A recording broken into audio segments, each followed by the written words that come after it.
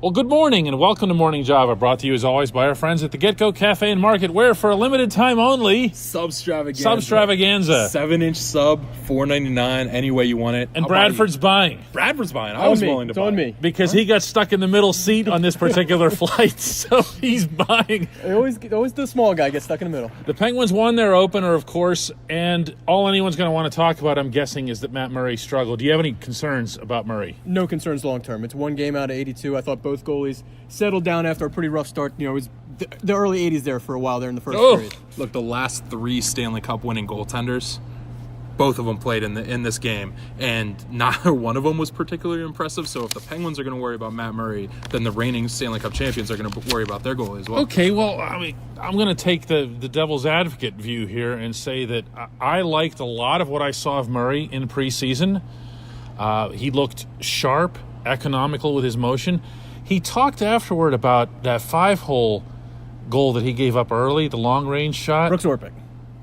Okay, unscreened by Orpik, problem, okay? He blamed it on this new set of pants. That's going to sound like a lame excuse, but the league always mandates new equipment for goalies, and you only have so much time to try it. He said, I'm just going to have to close it a little tighter next time. Yeah, goalies, over the last few years, every year they keep coming up with new things where they restrict no exceptions. It doesn't get a lot of publicity, right? Yeah, it's either the height of the pads, it's the pants, it's always something. My pants have gotten bigger too.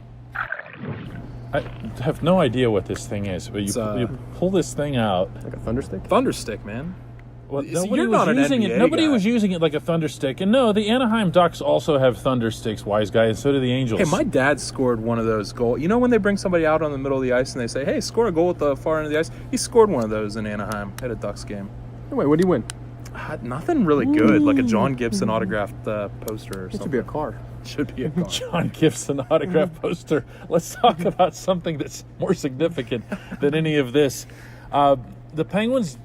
Okay, before we go any further, if Evgeny Malkin commits just a horrendous giveaway, there's no reason that anybody should let him off the hook for this, is there? I mean, the fact that they won. No, I think if we're going to look at the goalies, I think you got to look at all around some of the defensive miscues that we saw tonight. That's fair. It was a very poorly played game. By both sides. And at least Washington had an excuse. They played the night before and everything. There was one defensive possession where I counted 2 turnovers, a blown-out wheel, and a lost puck that didn't result in a turnover, but just Ole Mata in one possession was all over the place. It was just Ole struggled. Yeah, not Jamie the greatest Alexiak struggled too, and I'm sure this is going to get the old drum beat going for Ricola. Yeah, I know, but you can't do that because the truth is, look, nobody's more appreciative of what Ricola did in camp. Oh, no, he did. And this guy, to do what he did, he earned his way onto the roster, but it's still, this is the team that you have to move forward with.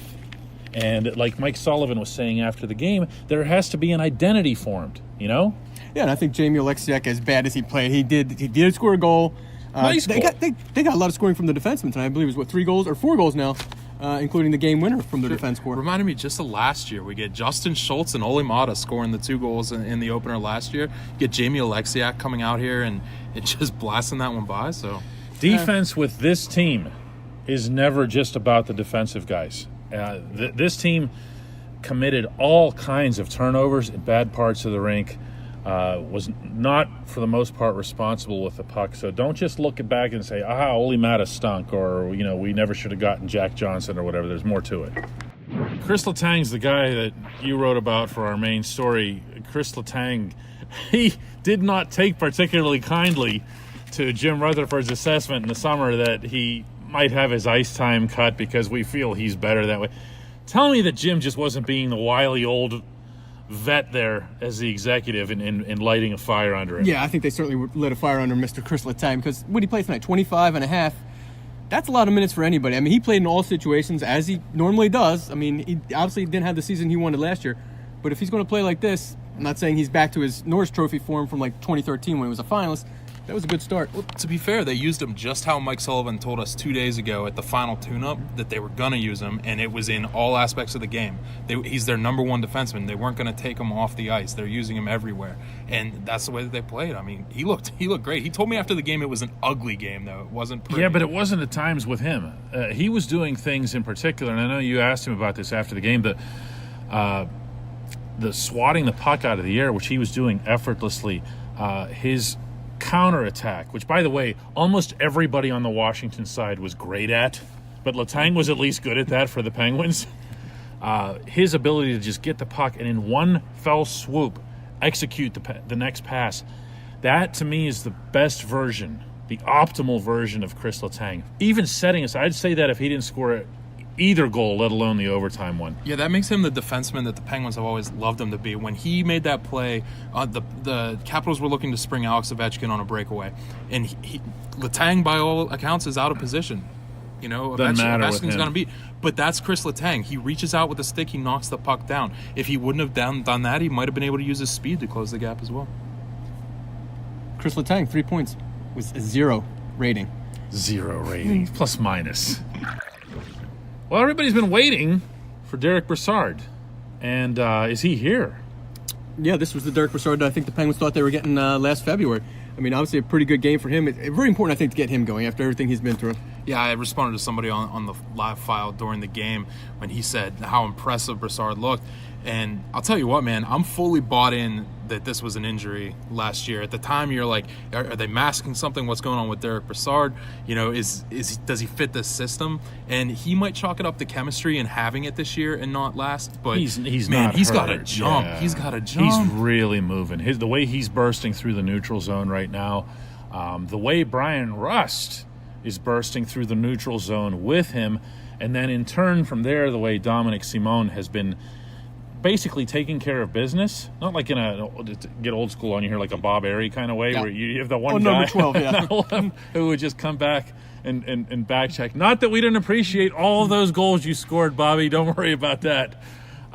It's also that Simone has been really good in supporting the puck, springing them, but Brassard, just him alone, to have him at this level, it just changes the dynamic of the team, doesn't it? It really brings back what the Penguins were hoping to get the 3 centers down the middle with Crosby, Malkin, and Brassard.